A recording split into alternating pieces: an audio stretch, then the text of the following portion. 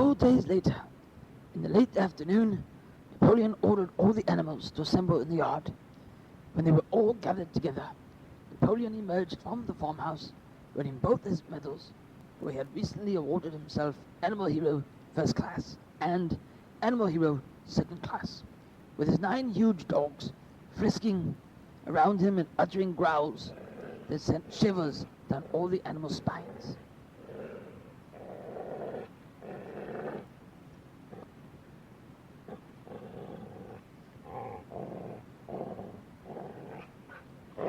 They all cowered silently in their places, seeming to know in advance that some terrible thing was about to happen.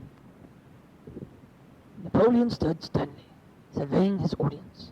Then he uttered a high-pitched whimper. Immediately, the dogs bounded forward, seized 4 of the pigs by the ear, and dragged them, squealing with pain and terror, to Napoleon's feet.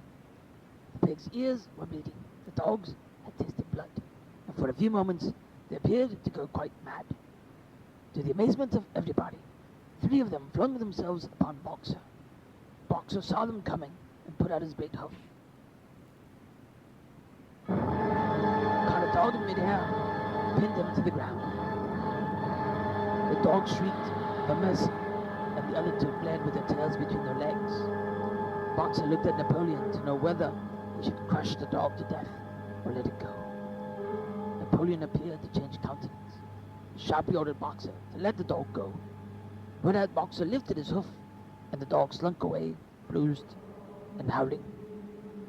Presently, the tumult died down. The 4 pigs waited, trembling, with guilt written on every line of their countenances. Napoleon now called upon them to confess their crimes. They were the same 4 pigs as had protested when Napoleon abolished the Sunday meetings. Without any further prompting, they confessed that they had been secretly in touch with Snowball ever since his expulsion, that they had collaborated with him in destroying the windmill, and that they had entered into an agreement with him to hand over Animal Farm to Mr. Frederick. They added that Snowball had privately admitted to them that he had been Joan's secret agent for years past.